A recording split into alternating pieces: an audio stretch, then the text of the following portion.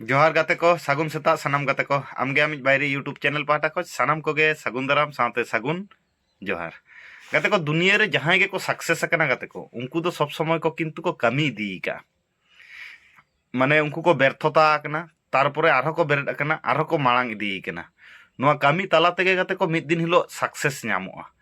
उनको दो आको रास्ता किंतु बाको बदल लगा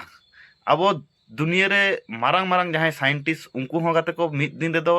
सफलता से सक्सेस दो बाको ᱧᱟᱢ का कंटिन्यूअसली उनको को एफर्ट दी का फेलियर करना को आरो को मांग बेरेद करना आरो को मांग करना तो नौका ना कमी होरा ताला तेगे गाते को मिद दिन हिलो सक्सेस ᱧᱟᱢᱚᱜᱼᱟ किंतु आबोरिन पठुआ गिद्रा उनको मिद दिन बार दिन पे दिन मोड़े दिन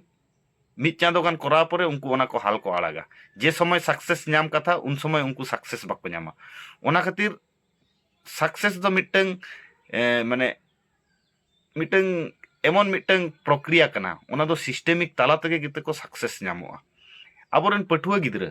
नुआ बुझाव ताबन पे और कंटिन्यूअसली जहान जिनिस रे एफर्ट इदी ताबन पे जुदी आबो कंटिन्यूअसली बाबन एफर्टा ताले सक्सेस दो बाबन ᱧᱟᱢᱟ ताते जुदी पढ़ाव हुआ पढ़ाव ओना साथे जुदी आबो जहाना कमी गे टाइम और एफर्ट और पेशेंस नुआ गे किंतु गाते को सक्सेस ᱧᱟᱢ रिया मिटन डाहार कना सारी से बांगा नुआ कथा कमेंट करते लई ताबन पे और पठुआ गिद्रा आपे कंटिन्यूअसली विदाउट एडुकेशन नितो तो चेत न बांग हुआ एडुकेशन खूब मिटन प्रयोजनीयता मेना ओना खातिर आगे लार्न ताबन पे तारपरे आर्न रे चेष्टाय ताबन पे दैट मीन्स मांग अब सेणाय ताबन पे जहान जिनिस स्किलफुल ताबन पे नेलाबन ऑटोमेटिकली टाका पैसा हो ठीक बन कमाव दाड़ा कना संसार रे झतो किछु के ठीक ठाक चला कना और गाते को माने कर्म कर्म ताला तेगे किंतु झतो किछु आम बैलेंस करतेम लहा दाड़े जहां व्यक्ति अलस व्यक्ति दो कोनो दिन विद्या बांग हुआ और विद्याहीन व्यक्ति दो किंतु समाज रे किंतु मारांग किछु दो बाको करा दाड़े ओना खातिर डायरेक्ट रिलेटेड टू कर्म पढ़ाव हो गाते को मिटन कर्म कना ओना आम जुदी 10 15 20 बछर जुदी कर्म इदिया ओना रिया फल मिद दिन हिलो आम जरूरेम ᱧᱟᱢᱟ सारी से बांगा नोआ कथा कमेंट करते लई ताबन पे और नोंकाना मोटिवेशन कथा ᱧᱟᱢ लगित आमगे आमिज बायरे यूट्यूब चैनल सब्सक्राइब का ताबन पे कारण नितो जहां नेगेटिविटी रिया वातावरण तैयार करना अडिगान हर कम्फर्ट जोन रे बन चला एंटरटेनमेंट के बेसी बन कुसिया और नोआ चैनल एमन मिटन चैनल कना नोआ दो स्पिरिचुअल तेन हो काटी चुलुंग अब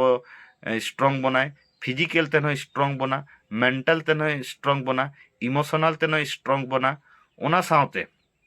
अब जहां लो थिंकिंग से लेस थिंकिंग से नेगेटिव थिंकिंग मेना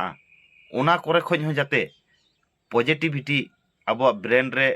इंस्टॉल मा और अब जीवन रे ताड़ाम डहार रे से जीवन रे लड़ाई रे जाते अब बन जितकर मा ओना रिया गे मिटन प्रचेष्टा आमगे आमिज बायरी यूट्यूब चैनल तो जहां को प्रथम पे नेलिया नोआ यूट्यूब चैनल आपे सब्सक्राइब का ताबन पे और वीडियो मुचाद मांग रे जहां मिटन कथा आले बार बार ले लिया नोआ दुनिया धरती रिन सानाम मानमी खुशी रस्कते को तहन मा साथे आबो हो खुशी बन तहन मा और आबो बन खुशी लेन खाज आबोआ खुशी नेलते मारांग बुरु जाहेर आयो मोणे को तुरुई को नुकु को खुशिया और नुकु को खुशी लेन खाज अल्टीमेटली नोआ दुनिया धरती रिया मंगल से कल्याण हुआ और गाते को एटा हर हेल्प को ताबन पे निस्वार्थ भावे हेल्प को ताबन पे जुदी एटा हर अब निस्वार्थ भावे बन हेल्प को घुरे फिरे काते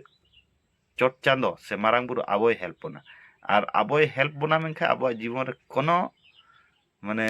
असुविधा के बांग हुई ताबना नोआ पतियो दोहय ताबन पे जुदी आबो भागी बन कर्मया ताले आबो साला हो भागी हुआ मेनखा आबो जुदी एटा हला खराब बन चेष्टाया बांखा खराब बन भावनाया खराब बन चिंताया ताले किंतु गाते को आबोआ हो खराब हुआ नोआ माइंड सेटअप नोआ सिंपल कथा माने मानमी बुझाव बुझावते मिटन जीवन हो कम गदोआ सारी से बांगा अडिगान हर निये टुकु बाबन बुझाव दड़ा मानमी जीवन दो आले बार बार ले लई का किंतु मिटन बोंगा बुरुआ जीवन कना तो बोंगा बुरुआ जे सब क्वालिटी मेना मानमिया जीवन रे किंतु ओना कोगे क्वालिटी मेना मेखा अब ओना क्वालिटी बाबन माने फिल दाड़ा से बाबन बुझाव दाड़ा खातिर अब अड़ी हेलाय फेलाय काते जीवन बन खंडावा तो हेलाय फेलाय दो बांगा मानमी दाड़े दाड़े दो अड़ी अड़ी भयंकर दाड़े मेना आम जहां गेम खोजा ओना गेम नाम दाड़ा और आमा भितर रे एतो पावर मेना ओना दो आम हो बाम बाड़ाया जुदी ठीक ठाक भावे परिचर्या से नार्चारिंग करते जुदीम लहा इदिया